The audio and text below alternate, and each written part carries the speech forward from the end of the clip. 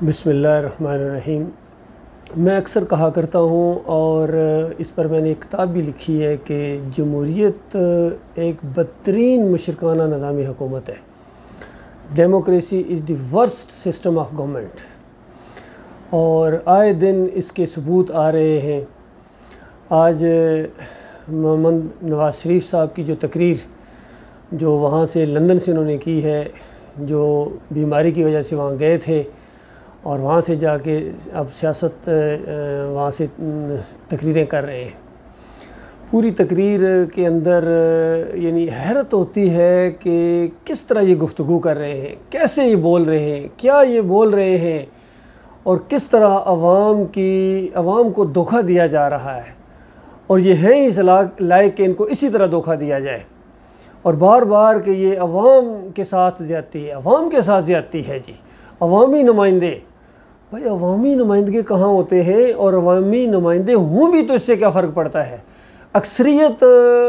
شرک کے اوپر قائم ہے، اکثریت نہیں جانتی ہے، اکثریت کو ہوش نہیں ہے کہ ان کو کدھر لے کے جایا جا رہا ہے۔ اور یہ جو نظام ہے نا جس کے اندر یہ سب کچھ ہوتا ہے،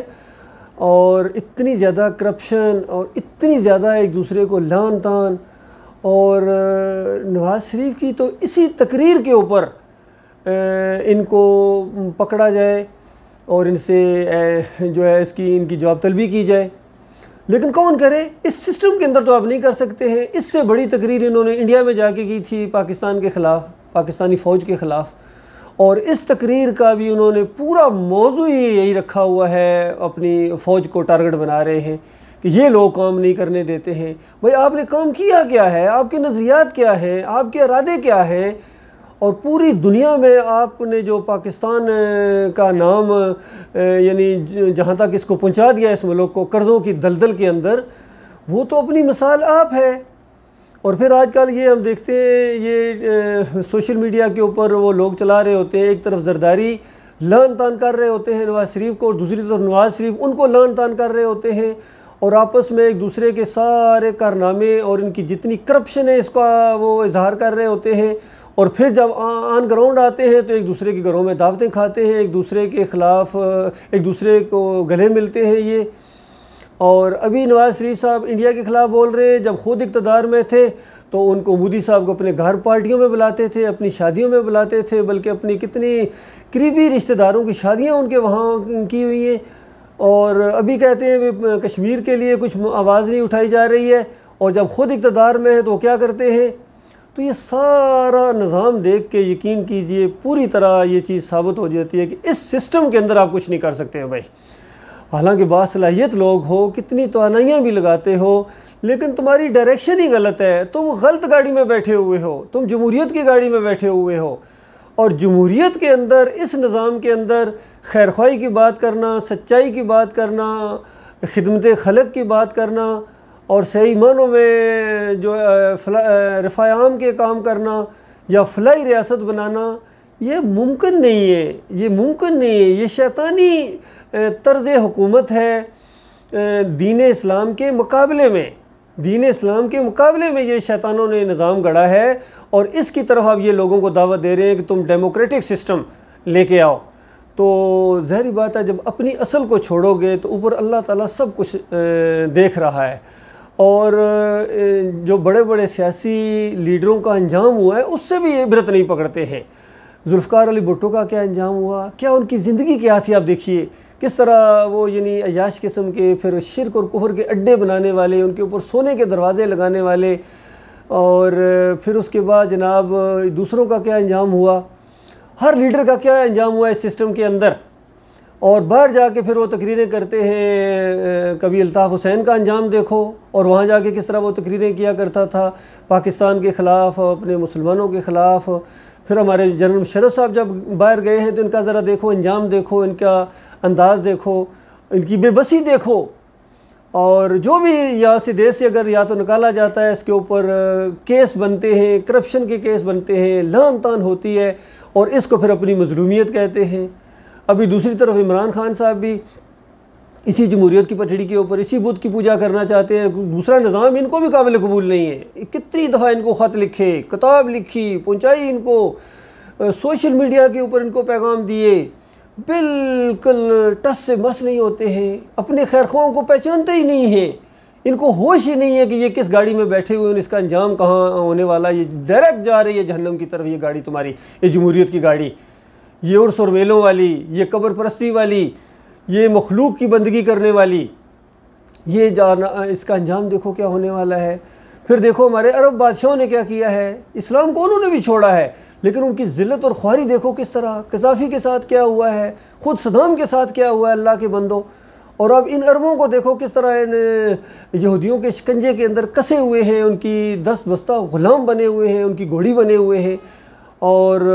ذرا برابر ان کو احساس نہیں ہے کہ مسلمانوں کے ساتھ کیا ہو رہا ہے، کوئی احساس ہی نہیں ان کے اس سسٹم کے اندر۔ اصل میں یہ سسٹم مشرکانہ ہے، یہ عقائد مشرکانہ ہے، یہ طریقہ صحیح نہیں ہے، اللہ کو ناراض کرنے والا طریقہ ہے۔ اور میں جس سسٹم کی طرف آپ کو بلا رہا ہوں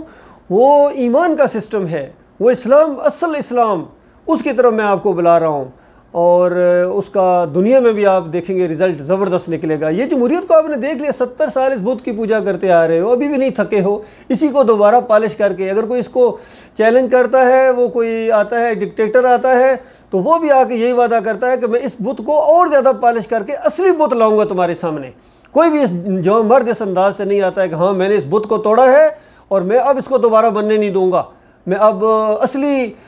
دین کی بات کروں گا، اسلام کی بات کروں گا۔ بھائی فوج بھی تو ہماری اپنی فوج ہے، اسی ملک کے وہ باشندے ہیں، نکلتے ہیں اسی قوم سے نکلتے ہیں اور آگے آتے ہیں، زبردست قسم کی ان کی ٹریننگ ہوتی ہے، اور ان سے زیادہ میں نہیں سمجھتا ہوں کہ کوئی پاکستان کا خیر خواہ ہو سکتا ہے، صحیح معنوں میں مخلص ہے پاکستان کے ساتھ۔ تو بتائیے اگر وہ اس پاکستان کے بچانے کے لیے کبھی کبھی ان سیاستدانوں کو پکڑ لیتے ہیں تو کون سا قانون ٹوٹ جاتا ہے؟ کیا قانون یہ ہے کہ پاکستان کے خلاف تقریریں کی جائیں؟ تو پاکستان بچانے کے لیے اگر وہ آگے بڑھتے ہیں تو اس کے بعد پھر وہ اسی جمہوریت کے رنگ کے اندر رنگ جاتے ہیں، پھر اپنے آپ کو بچانے کے لیے یہی کچھ ہوتا ہے، انہی سیاسی پارٹیوں کا ساتھ دیتے ہیں، انہی کو مضبوط کرتے ہیں اور پھر انہی کا سہارا لیتے ہیں، انہی بتوں کا۔